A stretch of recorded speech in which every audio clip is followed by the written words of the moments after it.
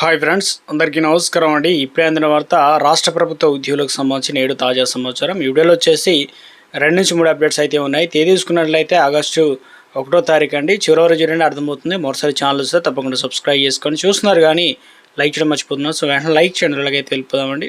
మొట్టమొదటి అప్డేట్ అయితే రావడం జరిగిందండి. ఉద్యోగులకు సంబంధించి తక్షణ వైద్య సదుపాయం అందించాలని చెప్పేసి, అదేవిధంగా ఈహెచ్సిటి సమావేశంలో సిఎస్ సంజీవ్, ప్రధాన కార్యదర్శి జాజు ఎగ్జిక్యూటివ్ సబ్ కమిటీ ఏర్పాటుకు నిర్ణయం అనమాట. ఉద్యోగులకు సంబంధించి అత్యవసర వైద్యానికి ప్రత్యేక వ్యవస్థ అన్నమాట. అత్యవసర పరిస్థితుల్లో చికిత్స అవసరమైనటువంటి ఉద్యోగులు, పెన్షనర్లకు ఎలాంటి ఆలస్యం లేకుండా తక్షణ వైద్య సాయం అందించేలా ప్రత్యేక వ్యవస్థను ఏర్పాటు చేయాలని రాష్ట్ర ప్రధాన కార్యదర్శి సంజయ్ జాజు అధికారులను ఆదేశాలు జారీ చేయడం జరిగింది. అందుకు అనుగుణంగా 24 గంటలకు సహాయ వ్యవస్థ వేగవంతం, అనుమతి ప్రక్రియ, సంబంధిత ఆసుపత్రుల సమన్వయం మరింత బలోపేతం చేయాలని చెప్పి సూచించడం జరిగింది. సచివాలయంలో శుక్రవారం ఉద్యోగుల ఆరోగ్య సంరక్షణ అదేవిధంగా సమావేశంలో భాగంగా నిర్వహించడం జరిగిందనమాట. ట్రస్ట్ కార్యకలాపాల నిర్వహణ మరింత సమర్థవంతంగా నిర్వహించేందుకు గాను ఇక ఎగ్జిక్యూటివ్ కమిటీకి పాటు అవసరమైన సబ్ కమిటీలు కూడా నియమించాలని సమావేశంలో నిర్ణయం తీసుకున్నట్లు అప్డేట్స్ అయితే రావడం జరిగిందనమాట. ఇందులో భాగంగానే 3 లక్షల వరకు ఎవరికి ఆమోదం అవసరం లేకుండా వైద్య చికిత్స పొందవచ్చు. 3 నుంచి 5 లక్షల మధ్య ఖర్చు అయితే ట్రస్ట్కు సమాచారం ఇవ్వాలి. 5 నుంచి 10 లక్షల వరకు అయితే ట్రస్ట్ బోర్డు అనుమతి అనేది తీసుకోవాల్సి అయితే ఉంటుంది. ఆగస్టు 15 నుంచి ఎక్సైజ్, పోలీస్ శాఖలు సైతం ఈహెచ్ఎస్లో విలీనం అవుతాయని చెప్పేసి సిఎస్ అయితే వెల్లడించారు.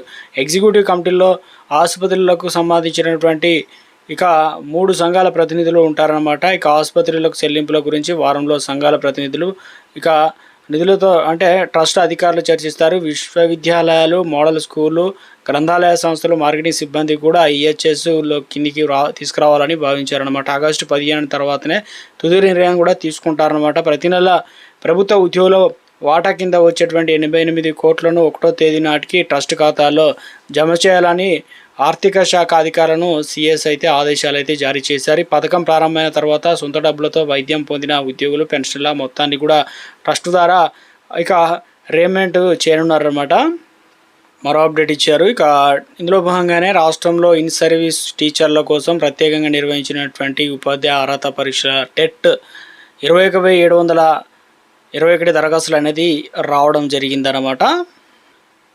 ఉద్యోగులకు సంబంధించి సంచలన జీవో అయితే రిలీజ్ చేశారనమాట. ఇక టీచర్లకు సంబంధించి రాష్ట్రంలో ప్రభుత్వ పాఠశాలలో పనిచేసిన టీచర్లతో పాటు బోధనేతర సిబ్బంది సైతం బ్రేక్ఫాస్ట్, మధ్యాహ్న భోజనాన్ని వర్తింపజేయనున్నారు. ఈ మేరకు పాఠశాల విద్యాశాఖ సంచాలకుడు నవీన్ నికోలస్ శుక్రవారం ఆదేశాలు జారీ చేశారు. పాఠశాల విద్యాశాఖ పరిధిలో పాఠశాలలు, మోడల్ స్కూళ్లు, కేజీవీపీలో, అర్బన్ రెసిడెన్సీ స్కూల్లోని సిబ్బంది దీన్ని వినియోగించుకోనున్నారు. ఇటీవల సీఎం రేవంత్ రెడ్డి ఈ విషయాన్ని వెల్లడించగా విద్యాశాఖ తాజాగా ఉత్తర్వులు అయితే రిలీజ్ చేయడం జరిగింది. మరో అప్డేట్ ఇవ్వడం జరిగిందండి. ఇక ఇందులో భాగంగానే ఏజెన్సీలపై ఆడిట్ చేయాలనే నిర్ణయం, ప్రత్యేక రాష్ట్ర స్థాయిలో కమిటీ ఏర్పాటు, విస్తుపోయే వాస్తవాలు వెలుగులోకి. ప్రాథమిక పరిశీలనలో 40,000 మంది నకిలీగా ఉన్నట్లు గుర్తించారు. ఇందులో భాగంగా 24,000 మంది ఉద్యోగుల జాడే లేదు. రికార్డులో ఉన్న ఎక్కడ పనిచేస్తున్నారో స్పష్టత కరువు అవుతుంది. 2 చోట్ల వేతనాలు పొందుతున్న వారు దాదాపుగా 5,000 మంది గుర్తించారు. 10,000 మంది అవుట్సోర్సింగ్ ఉద్యోగుల నిచ్చినట్టు సంస్థ ఇప్పుడు లేనే లేదు. ఇక లోతుగా విచారణ చేస్తున్న ఆర్థిక శాఖ నేరుగా చెల్లింపులు చేసే అంశంపై అధ్యయనం చేస్తున్నారన్నమాట. దాదాపుగా ప్రభుత్వ శాఖలో పనిచేసిన అవుట్సోర్సింగ్ ఉద్యోగులు పెద్ద ఎత్తున నకిలీలు వెలుగులోకి వస్తున్నాయి. ప్రస్తుతం రాష్ట్ర ప్రభుత్వ శాఖలో 4.8 లక్షల మంది అవుట్సోర్సింగ్ కాంట్రాక్ట్ పద్ధతిలో పనిచేస్తున్నారు. ఆర్థిక శాఖ గణాంకాలు చెబుతుండగా ఇందులో దాదాపు 10% ఉద్యోగులు నకిలీగా ఉన్నట్లు గుర్తించడం అయితే జరిగింది. మరో అప్డేట్ ఇచ్చింది. ఇందులో వచ్చేసి పాస్పోర్ట్ నుంచి ఉద్యోగం వరకు అంతా టామ్కామ్దే బాధ్యత. స్కిల్ యూనివర్సిటీలో రీసెర్చ్ సెంటర్లు ఏర్పాటు చేయాలి. ఏటీసీలో అత్యాధునిక కోర్సుల ప్రాధాన్యం, డిమాండ్కు తగినట్లు నర్సింగ్ కళాశాలలో ఏర్పాట్లు. శక్తి శాఖ సమీక్షలో సీఎం రేవంత్ రెడ్డి అన్నమాట. సో విదేశాల్లో ఉద్యోగాలు అవసరమైనటువంటి శిక్షణ, ఉద్యోగాల మేళతో పాటు ఉద్యోగార్థులకు అవసరమైనటువంటి పాస్పోర్టు ఆయా దేశాలలో వారికి ఉపాధి అవకాశాలు కల్పించేందుకు బాధ్యత టామ్కామ్ తీసుకోవాలని ముఖ్యమంత్రి రేవంత్ రెడ్డి అయితే తెలియజేశారన్నమాట. మరో అప్డేట్ ఇచ్చారు.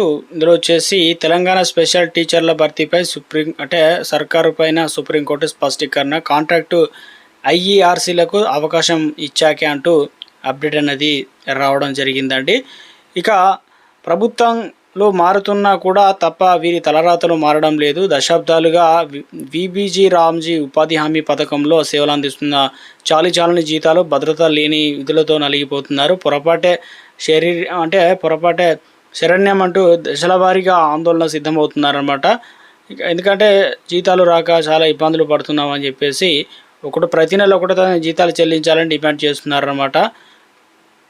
ఇక ప్రతి నెల మొదటి రోజున వేతనాలు చెల్లించాలని ఆదేశాలు అమలు కావడం లేదు. ఒక్కోసారి 5 నుంచి 6 నెలల వరకు పడిగాపులు కాయాల్సి అయితే వస్తుందని ఉద్యోగులు వివరించారు. గత 3 నెలల నుంచి జీతాలు రాలేదని, ఒప్పంద పొరుగు సేవల ఉద్యోగుల విషయంలో సవతి ప్రేమ చూపడం తగదని చెప్పేసి ఆరోపిస్తున్నారన్నమాట. ప్రధాన డిమాండ్లు అన్నీ కూడా నెరవేర్చాలని రాష్ట్ర ప్రభుత్వం మరో సంచలన నిర్ణయం తీసుకుంది. ఇక రాష్ట్ర ప్రభుత్వం కొత్తగా 2,500 కోట్ల రుణాల సేకరణ బాండ్ల వేలానికి పెట్టినట్టు రిజర్వ్ బ్యాంక్ శుక్రవారం ఒక ప్రకటన అయితే రిలీజ్ చేశారు. వీటిని ఆగస్టు 4న వేలం వేస్తున్నట్లు వివరించడం జరిగింది. వాస్తవానికి బాండ్లను జూలై 1న వేలం వేయగా అధిక వడ్డీకి విక్రయించినట్లు మళ్ళీ వేలానికి పెడుతున్నట్లు రిజర్వ్ బ్యాంక్ అయితే తెలియజేసింది అనమాట. సో ఇటీవల కాలంలో ఉద్యోగుల జీతాలు, ఇతర సంక్షేమ పథకాలు